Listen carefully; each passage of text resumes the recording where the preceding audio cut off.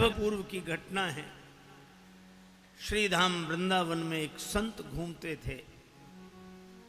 उन्हें देखकर कोई यह नहीं कहता था कि स्वामी जी आ रहे हैं, संत जी आ रहे हैं, बाबा जी आ रहे हैं। ना, वे एक ही बात कहते थे, जज साहब आ रहे हैं। उन्हें देखकर एक महात्मा ने पूछा कि इनको जज साहब क्यों बोलते हैं?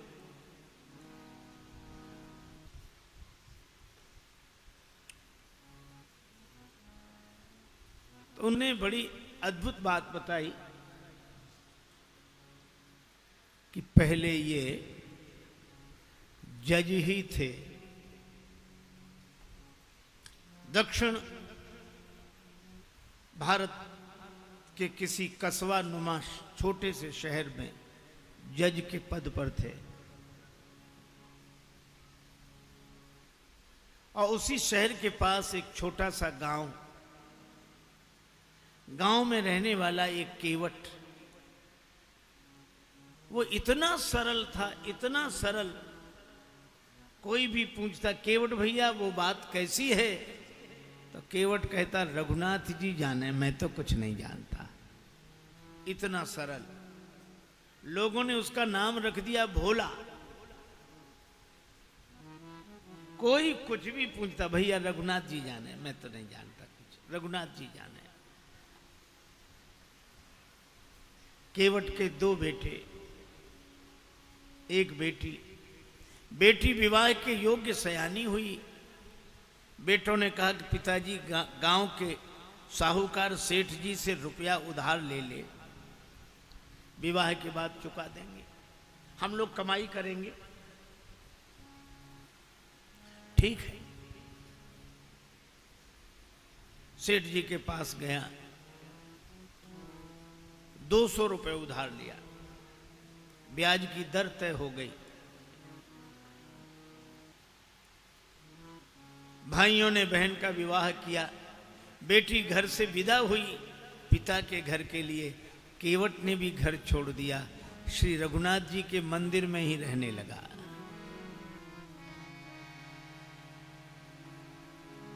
बस उसको तो रघुनाथ जी ही सब कुछ। जाऊं कहां तजी चरण तुम्हारे, जाऊं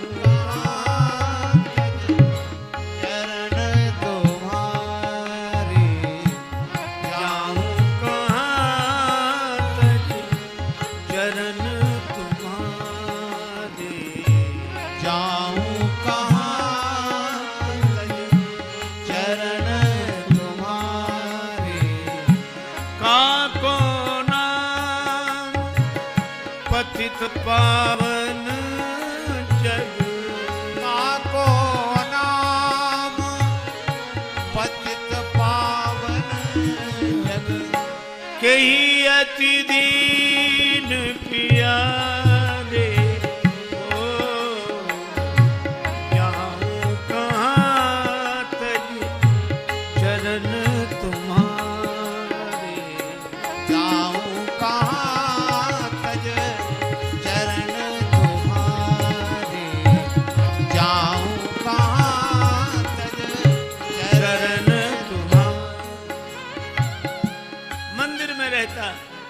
झाड़ू लगाता, रघुनाथ जी का दर्शन करता,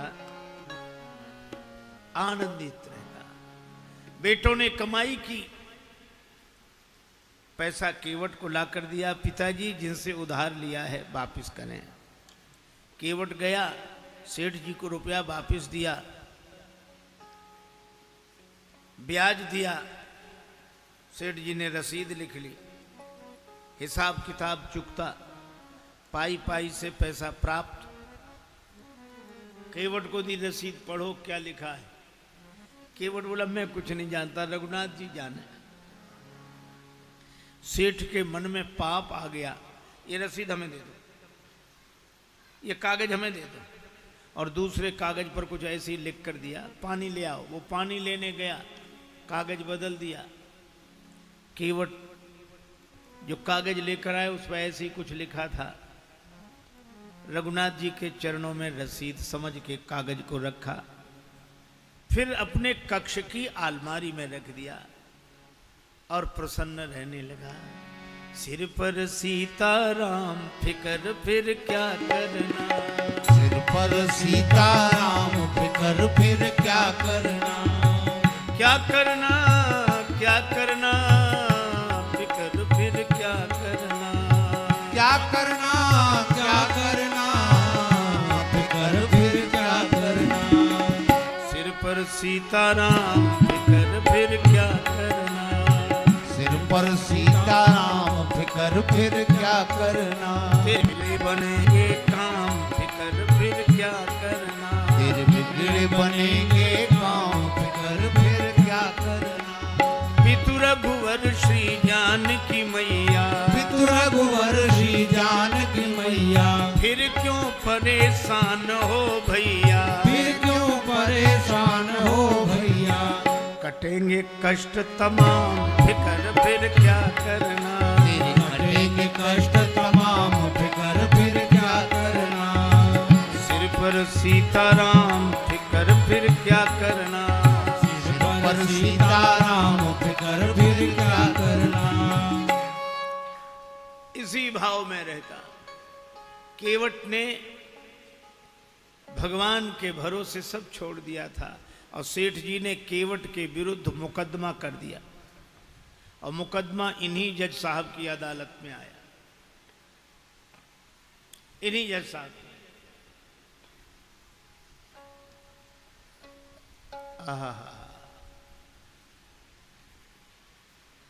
तारीख पर केवट उपस्थित हुआ।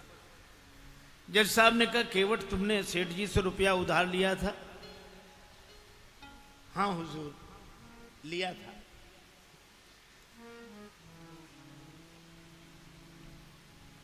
दे दिया? हाँ दिया साहब। कोई प्रमाण है? ये रसीद। जज साहब ने देखा, बोले इससे तो सिद्ध नहीं होता कि तुम रुपया दे चुके हो। केवट रोने लगा, हुजूर माई बाप हम तो इसी को सब कुछ समझे थे। जज साहब को दया लगी, अच्छा रो मत, तुम ये बताओ जब तुमने सेठ जी को रुपया वापस दिया तब तुम्हारे और सेठ जी के बीच में कोई और था? केवट उसी सहजता में बोला कि हमारे और सेठ जी के बीच में उस समय सिवा रघुनाथ जी के कोई नहीं था। उसने लिया रघुनाथ जी का नाम और जज साहब ने समझा रघुनाथ जी इनके गांव के रहने वाले कोई सज्जन होंगे। अच्छा तुम जाओ, अगली तारीख को आना। जज साहब ने अपने खर्चे से सम्मन जारी कर दिया रघुनाथ जी के नाम। अब चपरासी पूरे गांव में घूमे, मजे की बात, रघुनाथ जी नाम का कोई आदमी नहीं था वहां। किसी ने कहा रघुनाथ जी का मंदिर जरूर है। चपरासी बोला वही बताओ। मंदिर पर गया, पुजारी जी बाहर बैठे सीताराम सीताराम सीताराम सीताराम सीताराम कर रहे थे और जो चपरासी ने देखा, पुजारी जी से बोला रघुनाथ जी का मंदिर यही है? पुजारी जी बोले हाँ। तो ले लो। अब पुजारी जी ने जो देखा कि सम्मन, मन में सोचने लगे जब भगवान ने मंगा ही लिया है तो हम वापस काहे को करें। हस्ताक्षर पुजारी जी ने कर दिए। चपरासी समझा कि यही रघुनाथ जी हैं और सम्मन रघुनाथ जी के चरणों में रखते हुए पुजारी जी ने कहा कि वाह प्रभु क्या लीला है, भक्त जो न कराएं सो थोड़ा। आपके लिए मुकुट कई बार आया, पोशाक कई बार आई, हार कई बार आए, अरे पैजनी करधनी कई बार आई होगी, लेकिन सम्मन पहली ही बार आया होगा। केवट से कहा कि तूने रघुनाथ जी का नाम क्यों लिखा दिया वहां? केवट बोला जब सब जगह रहते तो वहां भी थे, झूठा काहे को लिखा दिया। अब रघुनाथ जी जाने। हरि बिन संकट कौन निवारे, हरि बिन संकट कौन निवारे, हरि बिन संकट कौन निवारे,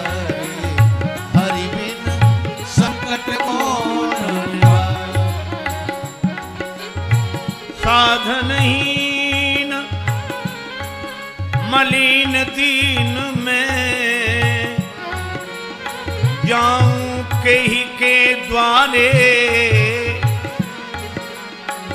या अनाथ की लाज आज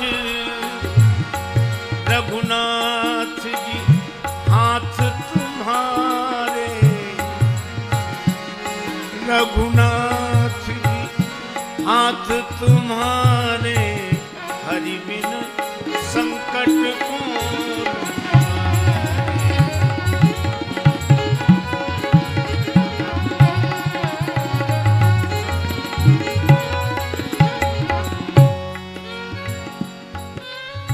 एक ही भरोसा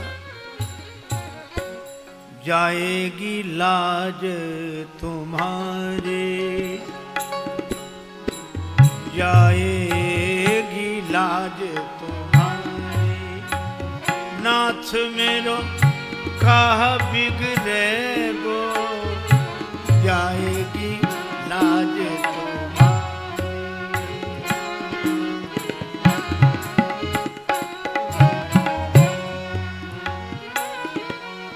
दीन दयालु सुने जब ते तब ते मन में कछु ऐसी बसी है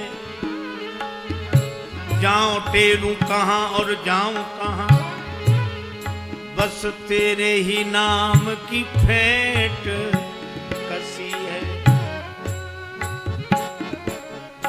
तेरो ही आसरो एक मलूक नहीं प्रभु सो कोई और जसी है ए हो मुरारी पुकारी कहूं अब मेरी हंसी नहीं तेरी हंसी है मेरी हंसी नहीं तेरी हंसी है जाएगी लाज तुम्हारी नाथ मेरो का बिगड़े गो जाएगी लाज तुम्हारी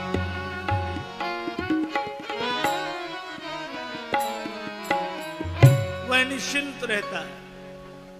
अब राम जी जाने मंदिर में झाड़ू लगाए तो रघुनाथ जी की तरफ देखे बर्तन मांजे तो रघुनाथ जी की तरफ देखे जीवन ऐसा बस राम जी के चरणों में समर्पित।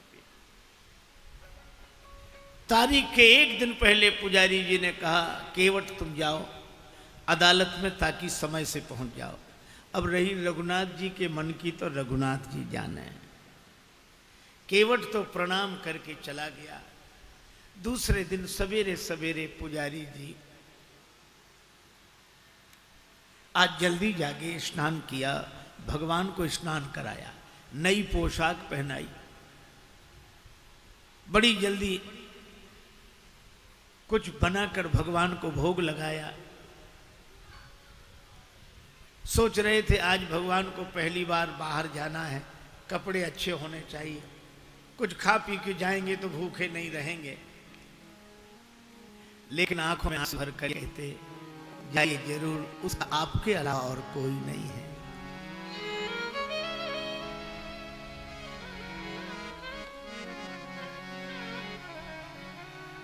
कृपा की न होती जो आदत तुम्हारी कृपा की न हो जो आदत तुम्हारी कृपा की न हो आदत तुम्हारी कृपा की न होती तो सुनी ही रहती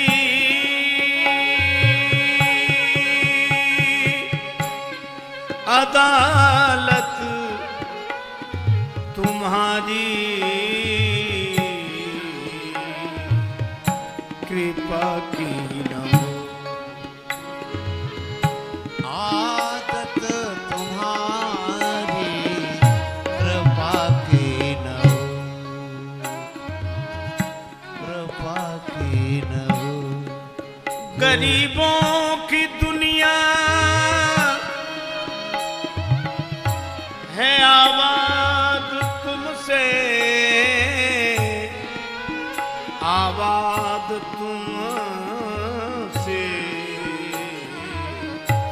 गरीबों से है बादशाहत तुम्हारी, गरीबों से है बादशाहत तुम्हारी, कृपा की नहुती आदत तुम्हारी।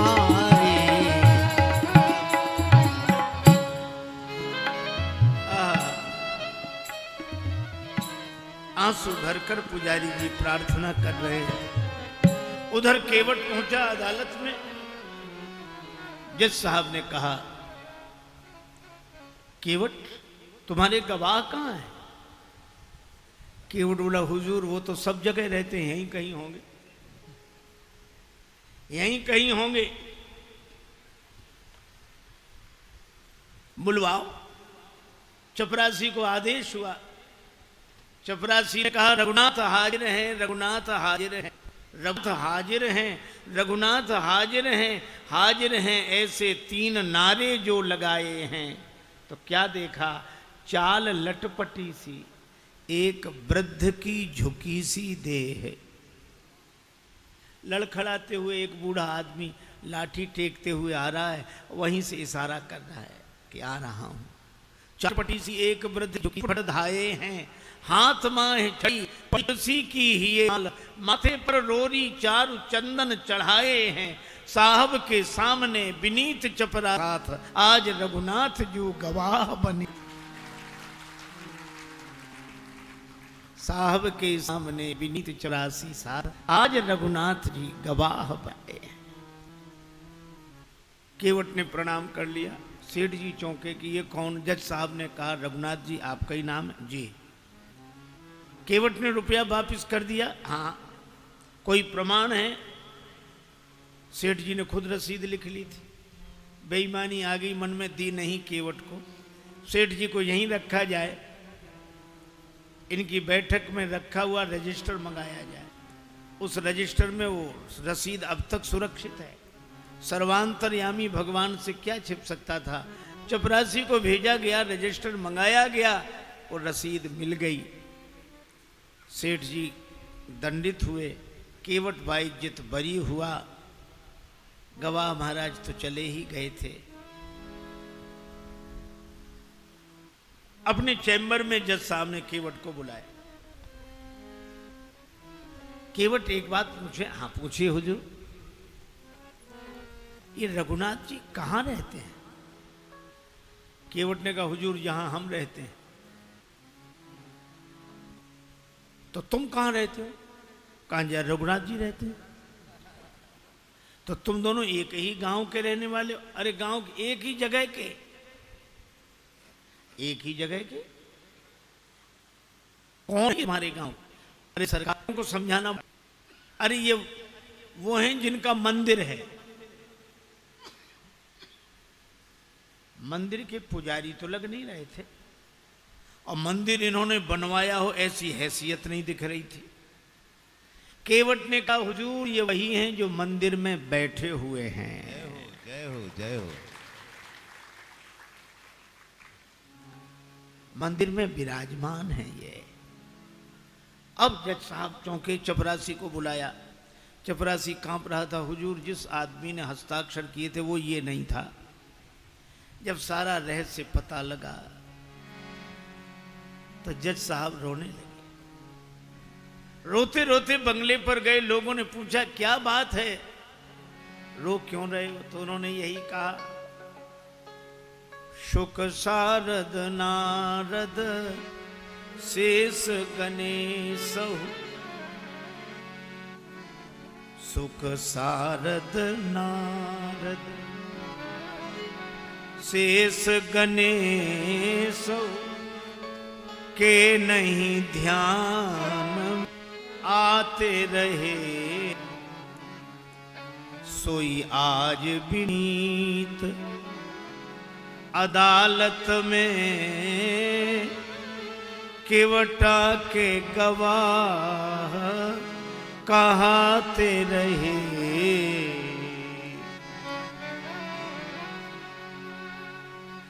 जो शुक सनकादिक के ध्यान में नहीं आए, वे भगवान आज केवट की गवाही देते रहे। तो किसी ने कहा कि आप रोते क्यों हैं, खुश होना चाहिए। और गए तो दुख, सुख धोखे उदर्श दिए को भयो, दुख नाहिन जो तज जाते रहे। दुख तो केवल एक बात का है, बड़ी बेअदबी हो गई आज उनके विरुद्ध। कुर्सी पे बना, कुर्सी पे बना जज बैठा रहा, जगदीश खड़े समझाते रहे। कुर्सी पे मैं कुर्सी पर जज बना बैठा रहा, और जिनकी अदालत में एक दिन सबको उपस्थित होना पड़ेगा, वे भगवान खड़े खड़े गवाही देते रहे। ऐसा भाव भरा रोते रहे, पद से इस्तीफा दे दिया, साधु बनकर वृंदावन आ गए।